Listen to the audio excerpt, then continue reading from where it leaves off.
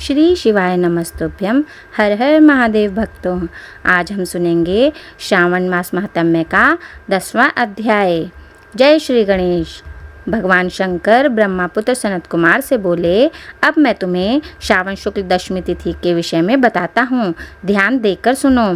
श्रावण शुक्ल दशमी को व्रत का शुभारंभ कर वर्ष के प्रत्येक माह की शुक्ल पक्ष की दशमी तिथि को व्रत रखना चाहिए। इस प्रकार अगले श्रावण शुक्ल दशमी को इसका उद्यापन करना चाहिए। राजा को राज्य की उन्नति के लिए, कृषक को खेती की उन्नति के लिए, वैश्य को व्यापार की उन्नति के लिए, स्त्री को पुत्र प्राप्ति हेतु तथा अन्य प्राणियों को धर्म अर्थ तथा अपने व्यवसाय की उन्नति हेतु इस व्रत को करना चाहिए। इस व्रत को आषादशमी व्रत कहा गया है।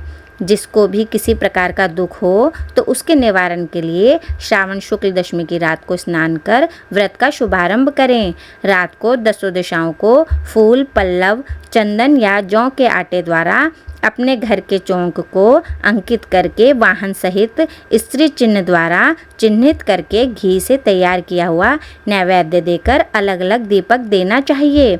इसके बाद ऋतु के फल देकर अपने मनोरथ को इस प्रकार स्पष्ट करना चाहिए। मेरी आशा पूर्ण हो, मेरा मनोरथ पूर्ण हो, मेरा कल्याण हो।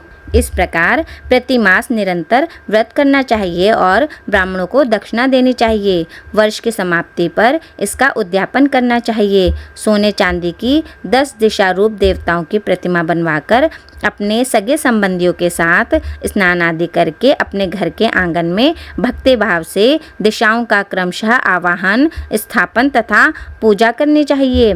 दिशाओं के मंत्र इस प्रकार हैं। ऐन्द्री दिशा 10 दिशा रूप देवता, सुर तथा असुर नमस्कृत इस संसार का स्वामी इंद्र आपके पास निवास करता है, आपको नमस्कार करता हूँ।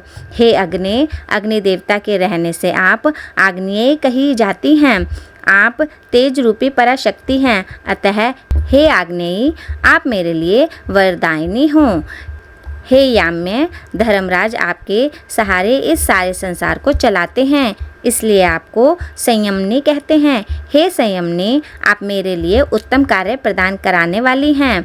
हे आशे, हाथों में खड़ग लिए अत्यंत विकराल रूप मृत्युदेव नैतृत्य स्थान में आपके पास निवास करते हैं, अतः आप नैतृत्य रूपा आप मेरी आशाओं को पूर्ण करें। हे वारुणी, भुवन के आधार तथा जल जंतु के अधिपति वरुण देव का निवास आप में है।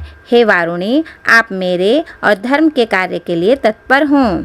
हे वायवे, संसार के आदिकारक प्राण रूप वायुदेव से आप अधिष्ठित हैं, इसलिए आप मेरे आंगन में प्रतिदिन शांति बनाए रखें।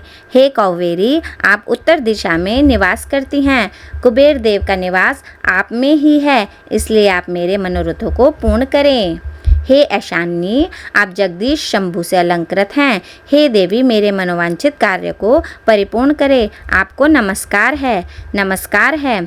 सारे विश्व के ऊपर निवास करने वाली सदैव कल्याणदात्री सनक, नंदन, सनातन और सनत कुमार आदि मुनियों के साथ रहने वाली आप सदा मेरी रक्षा करें, मेरी रक्षा करें। सब नक्षत्र, ग्रह, तारागण, नक्षत्र माता, भूत प्रेत, विनायक तथा भक्ति युक्त मन से जिन देवी देवताओं का मैंने पूजन किया है, वे सब मुझे अभिष्ट सिद्धियां देने वाले हों। सर्प तथा नेवले से नीचे के लोक में आप सेवित हैं, अतः आप मेरे ऊपर नाग तथा नागकन्याओं के साथ प्रसन्न हो। उपरोक्त मंत्रों को बोलकर पुष्प, धूप आदि द्वारा अर्चन करके अलंकार, वस्त्र और फल निवेदन करने चाहिए। रात को जागरण करना चाहिए। प्रातःकाल दोबारा प्रतिमा की पूजा करके उसे ब्राह्मण को दे देना चाहिए। इस विधान द्वारा अर्चन तथा समापन कर प्रणाम करना चाहिए। फिर मित्रों तथा बंधु बांधवों सहित भोजन करना चाहिए। इस प्रकार आदरपूर्वक जो दशमी का व्रत करता है उसकी सब इच्छाएं पूरी होती हैं। यह सनातन व्रत विशेष रूप से स्त्रियों के लिए है। यह व्रत धन, यश, दीर्घायु तथा सब इच्छाओं को पूर्ण करने वाला है। तीनों लोकों में इस व्रत के तुल्य और कोई दूसरा व्रत नहीं है। यह व्रत मोक्ष प्रदान करने वाला है। इस व्रत के तुल्य ना कोई व्रत आज तक हुआ है और ना होगा। इस प्रकार श्रावण मास महात्म्य का 10वां अध्याय संपूर्ण हुआ। श्री शिवाय नमस्तुभ्यम। हर हर महादेव भक्तों।